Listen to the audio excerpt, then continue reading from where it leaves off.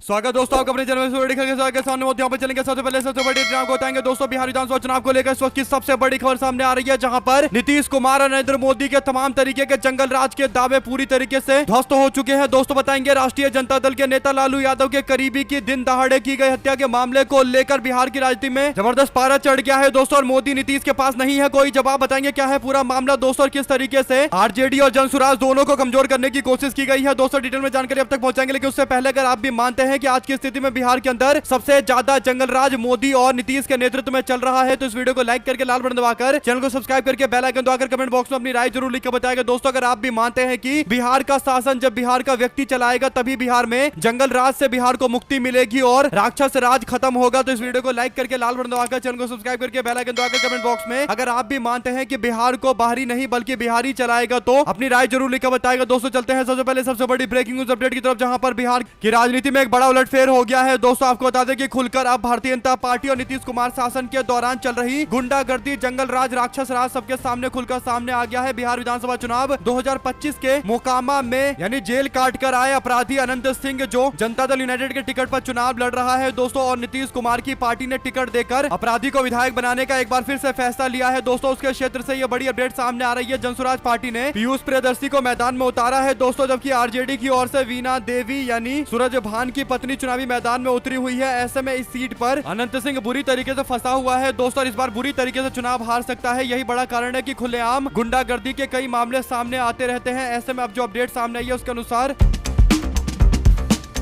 मोकामा क्षेत्र के घोसवरी डाल इलाके के अंदर जनसुराज पार्टी के काफिले पर अचानक से हमला हुआ दोस्तों। इस हमले में विपक्षी पार्टी जनसुराज पार्टी के कई सारे समर्थक घायल हो गए दोस्तों। इस दौरान जनसुराज पार्टी के प्रत्याशी पीयूष प्रियदर्शी का समर्थन कर रहे उनके चाचा और लालू यादव के करीबी राष्ट्रीय जनता दल से जुड़े रहे दुलार चंद्र यादव की निर्मम हत्या कर दी गई दोस्तों। आपको बता दें कि जनसुराज पार्टी के उम्मीदवार प्रियदर्शी के चुनाव लड़ने के कारण त्रिकोणीय मुकाबला हो गया था, जिसके कारण अनंत सिंह के सामने लोगों के पास एक बड़ा विकल्प था दोस्तों, जिसके कारण वोट 3 अलग अलग खेमों में बढ़ता और अनंत सिंह को इस बार भारी नुकसान होने वाला था। और उसके बाद अब ये जानकारी सामने आ रही है, जहां पर वरिष्ठ नेता दुलार चंद यादव की जान ले ली गई है दोस्तों। आपको बता दें कि इस जघन्य वारदात को लेकर जो जानकारी है उसके अनुसार बीजेपी के एनडीए गठबंधन के प्रत्याशी जनता दल यूनाइटेड के नाम पर टिकट लड़ रहे नीतीश कुमार के करीबी अनंत सिंह के समर्थकों पर आरोप लगा है कि वे सारे इस वारदात से जुड़े हुए हैं। उन्होंने इस वारदात को अंजाम दिया है दोस्तों। इस हमले ने मोकामा का चुनावी माहौल और ज्यादा तनावपूर्ण कर दिया है। पुलिस ने मामले की जांच पड़ताल करने का दावा किया है। ऐसे में दोस्तों बिहार के अंदर खुलकर जंगल राज स्पष्ट तौर पर सबके सामने आ गया। आपको बता दें कि कई सारे हथियार का प्रदर्शन करता रहता है अनंत सिंह और उसके समर्थक दोस्तों, और इस हत्या में अनंत सिंह के समर्थकों का नाम सामने आने के बाद सीधे तौर पर नीतीश कुमार, उनकी सरकार और राक्षस राज पर गंभीर सवाल खड़े होते हैं। 2 शब्द जरूर लिखकर बताएगा दोस्तों, ज्यादा से ज्यादा वीडियो को शेयर कीजिएगा ताकि पूरी अपडेट आप लोग तक लगातार इसी तरीके से पहुंचती रहे। रोनी आचार्य की ओर से भी इस मामले पर राक्षस राज पर जोरदार तरीके से निशाना साधा गया है दोस्तों। ऐसे में एक और बड़ी अपडेट सामने आ रही है, जहां पर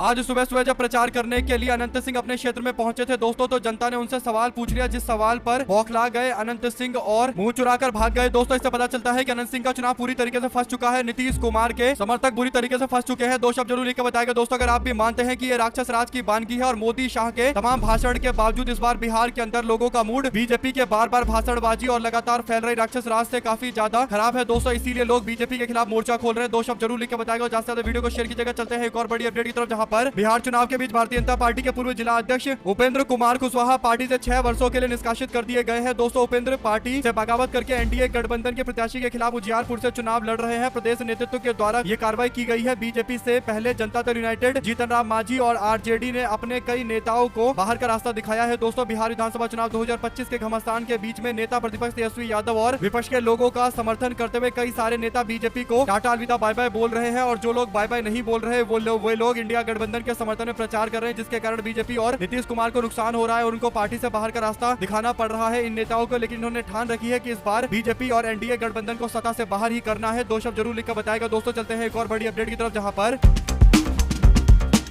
झारखंड के घाटशिला उपचुनाव के बीच में भारतीय जनता पार्टी को झारखंड मुक्ति मोर्चा ने तगड़ा झटका दिया है। बीजेपी के पूर्व ग्रामीण अध्यक्ष सह प्रदेश के कार्यकारिणी सदस्य सौरभ चक्रवर्ती, घाटशिला मंडल के अध्यक्ष कौशिक कुमार और मुसाबिन के पूर्व मंडल अध्यक्ष तुषार कांत पात्रा के साथ साथ सोशल मीडिया प्रभारी सुरेश महाली ने भारतीय जनता पार्टी को छोड़कर झारखंड मुक्ति मोर्चा का दामन थाम लिया है। मुख्यमंत्री हेमंत सोरेन ने इन नेताओं को रांची में झारखंड मुक्ति मोर्चा का पट्टा देकर पार्टी में शामिल कराया। यह बीजेपी के लिए तगड़ा झटका है। घाटशिला का चुनाव जीतना भी झारखंड मुक्ति मोर्चा मोर्चा के लिए बड़ी चुनौती है दोस्तों। पार्टी किसी भी स्थिति में इस चुनाव को जीतकर ये सुनिश्चित करना चाहती है कि झारखंड के आदिवासी इलाकों में बीजेपी कभी अपना पैर नहीं पसार पाएगी और आदिवासी वोटों के कारण ही झारखंड मुक्ति मोर्चा की बार बार सरकार बनती है। इसीलिए बीजेपी के लोग इस सीट पर, घाटशिला की सीट पर चुनाव जीतने के लिए सारे हथकंडे अपना रहे हैं, लेकिन उनको सफलता मिलती नजर आ नहीं रही। 2 शब्द जरूर लिखकर बताएगा, ज्यादा से ज्यादा वीडियो को शेयर कीजिएगा दोस्तों। चलते हैं एक और बड़ी अपडेट की तरफ, जहां पर भले ही तापमान में गिरावट देखी जा रही हो, लेकिन चुनावी पारा चढ़ा हुआ है। बिहार विधानसभा चुनाव को लेकर पक्ष और विपक्ष दोनों एक दूसरे पर हमलावर है दोस्तों। इसी क्रम में राष्ट्रीय जनता दल के नेता, आरजेडी के नेता, महागठबंधन के मुख्यमंत्री पद के उम्मीदवार नीतीश कुमार के विरोधी, धुर विरोधी तेजस्वी यादव ने एनडीए सरकार और गृह मंत्री पर जोरदार निशाना साधा। उन्होंने पटना में मीडिया से बातचीत करते हुए कहा कि बिहार को बिहार का बेटा चलाएगा, कोई बाहरी नहीं चलाएगा। उन्होंने कहा कि सरकार चुनाव में रिश्वत बांट रही है। तेजस्वी ने कहा कि बीजेपी की मंशा कब्जा करने की है, बिहार को आगे बढ़ाने की, नौकरी और कारखाने लगाने की बिल्कुल नहीं है। ये लोग चाहते हैं कि फैक्ट्री गुजरात में लगे और बिक्री बिहार में मिले, यानी केंद्र में सत्ता में रहना है तो बिहार से ज्यादा सांसद जुटाकर ये लोग केंद्र के सत्ता में रहते हैं, बिहार के सत्ता में रहते हैं, सत्ता की मलाई चाटते हैं। लेकिन जब बात आती है फैक्ट्री लगाने की तो इनको केवल गुजरात दिखाई देता है। तो एक सीधी लकीर तेजस्वी यादव ने खींच दी है दोस्तों, गुजरात वर्सेस बिहार वाला। आप लोग इस पूरे मामले पर क्या प्रतिक्रिया देना चाहते हैं, अपनी राय जरूर लिखकर बताएगा। चलते हैं एक और बड़ी अपडेट की तरफ दोस्तों, जहां पर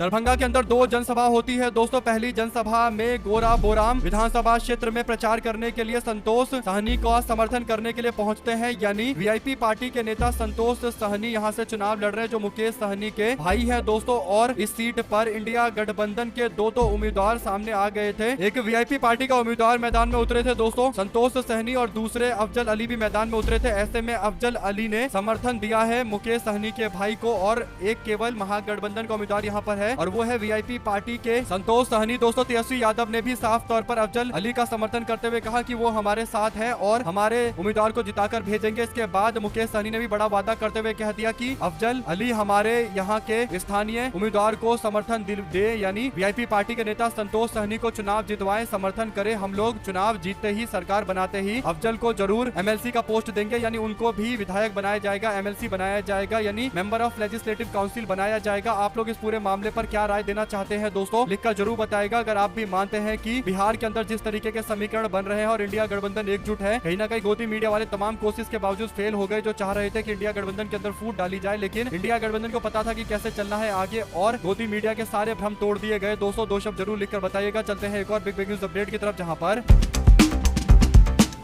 लालू यादव जी के बड़े बेटे तेज प्रताप यादव आरजेडी समर्थकों के बीच में फंस गए दोस्तों। तेज प्रताप यादव वैशाली के महनार में चुनावी सभा को संबोधित करने के लिए पहुंचे थे। सभा खत्म करके जैसे ही आगे निकलते हैं दोस्तों, आरजेडी के समर्थकों ने तेजस्वी यादव जिंदाबाद के नारे लगाने शुरू कर दिए। आक्रोशित समर्थकों ने तेज प्रताप यादव के काफिले को कुछ देर तक खदेड़ा दोस्तों और भगाया। काफिले के ऊपर पत्थरबाजी की भी खबर सामने आ रही है। आरजेडी और परिवार से निकाले जाने के बाद तेज प्रताप यादव ने जेजेडी बनाई थी, यानी जनशक्ति जनता दल बनाया था, और कई सारे आरजेडी के वर्तमान उम्मीदवारों के सामने उन्होंने अपने लोगों को चुनाव लड़ाने का फैसला लिया, और वो खुद भी महुआ सीट से चुनाव लड़ रहे हैं, जहां पर वर्तमान विधायक मुकेश रोशन के सामने एक चुनौती पेश करने की कोशिश कर रहे हैं दोस्तों। आरजेडी को इससे नुकसान हो सकता है, आरजेडी ने इसका विरोध किया है। अब देखते हैं आने वाले दिनों के अंदर क्या तेज प्रताप यादव को और ज्यादा विरोध का सामना करना पड़ेगा दोस्तों, क्योंकि वो राजनीतिक तौर पर आरजेडी को नुकसान पहुंचाने की भी कोशिश कर ही रहे हैं। हमारे साथ लगातार जुड़े दोस्तों का बहुत बहुत धन्यवाद। देख रहे थे आपको अपने चैनल जय हिंद जय भारत। ज्यादा वीडियो को शेयर कीजिए।